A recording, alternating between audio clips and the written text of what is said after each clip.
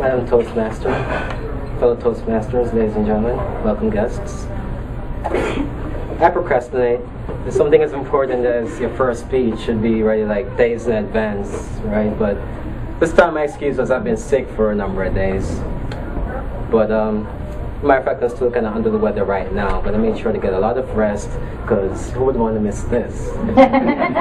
So I hope I'm not too hoarse, but here goes.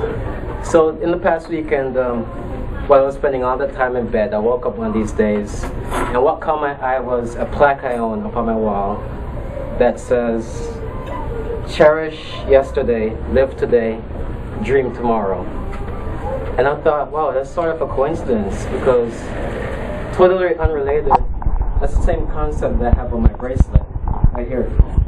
I'll explain. See, last weekend, not weekend just gone, but one right before, I went to Atlanta to have one of the most amazing times of my life with my friends, and we found a shop that allowed you to custom make a bracelet you'd want. And what I came up with was this design because I wanted a constant reminder of these three core principles every time I look at my wrist.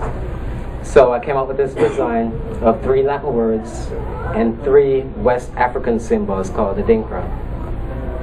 And the Latin phrase you already know, Veni, Vidi, Vici, I came, I saw, I conquered. The Adinkra symbols are the Sankofa, the Akoben, and the Sesa Wosuban. This will all make sense to a minute, just stay with me here. The word Sankofa translates to return and get it, or go back and take. And the symbol is a bird with his head turned backwards. It represents the importance of learning from the past. As for the word Beni, you already know it means I came. So I guess this is the part where I tell you where I came from. I was born on May 20th, 1984, and I'll stop right here. Your math is correct. I'm 26 years old. I look a bit younger than that. I get it every day. With that out of the way, my bracelet is black, green, and gold because I was born on that day in 1984 on this beautiful little sunshiny island that wears that black, green, and gold flag called Jamaica. Raised there by 2 wonderful parents in a little town on the north coast called Enata Bay as the last of 6 children. Most of my elder siblings are somewhere around 40 years old. So yeah, I wasn't surprised. That was kind of interesting.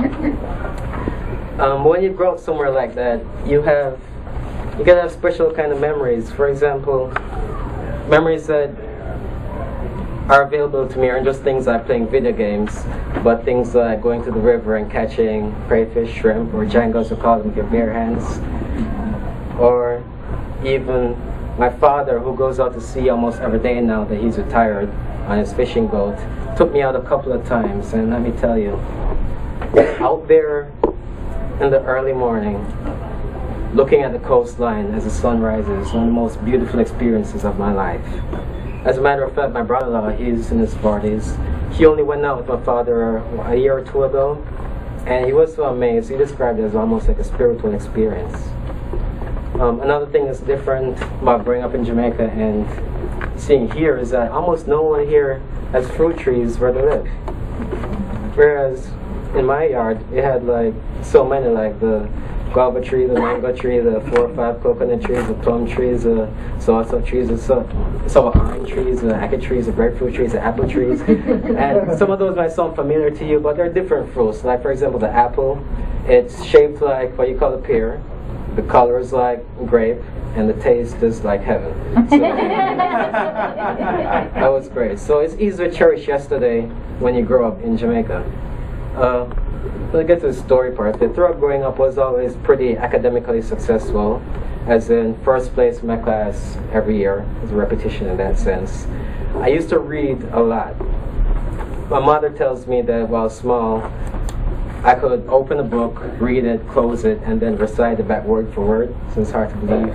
I used to read encyclopedias, dictionaries, whatever. As a matter of fact, my parents, each one of them was principal of the nearby school at different times. And at the end of the day, when the sun's setting and they didn't know where to find me, they pretty much knew that you just go to the school library and I'd be in there buried in some books. So that was me. And I don't know what happened to that little guy because all I read now is blogs all day.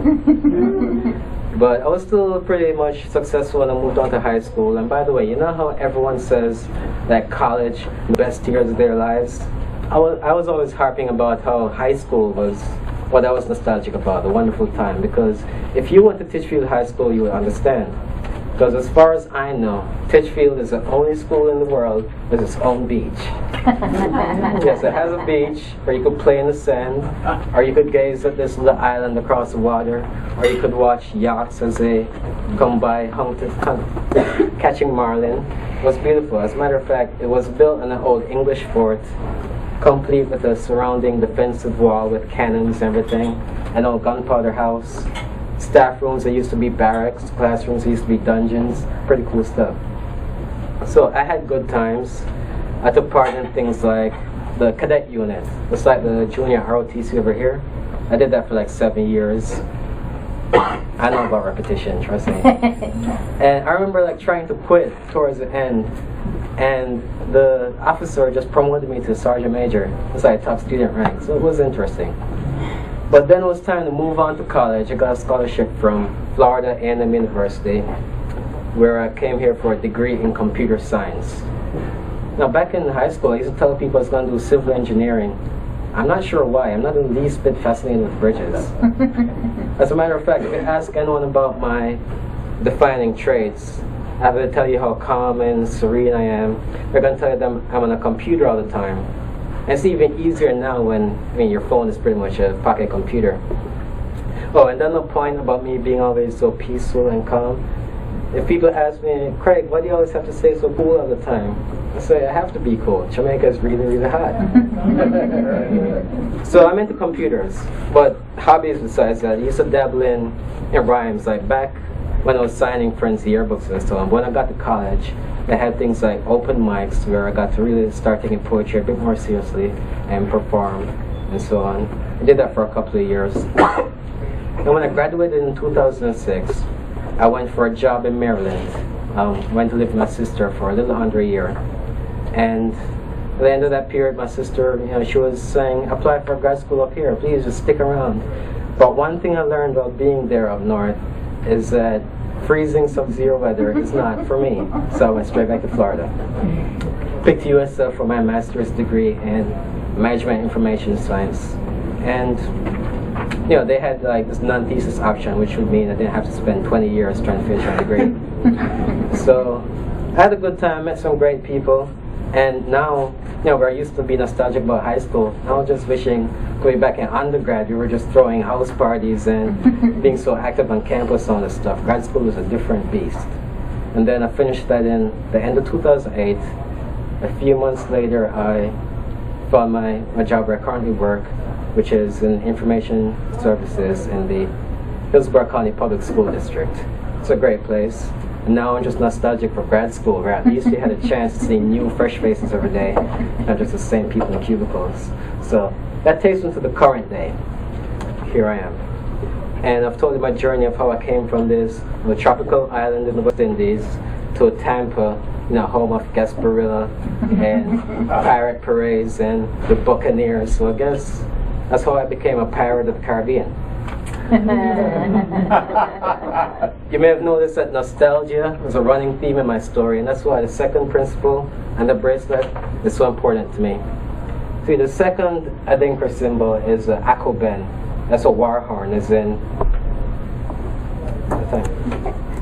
a horn used to sound a battle cry, and it represents vigilance and awareness. It'll remind me of the second phrase on that plaque, which was live today.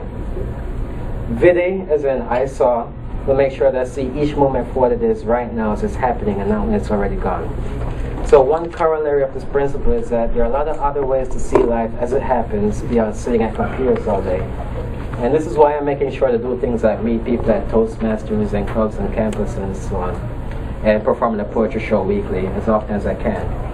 And the third phrase on that plaque was dream tomorrow.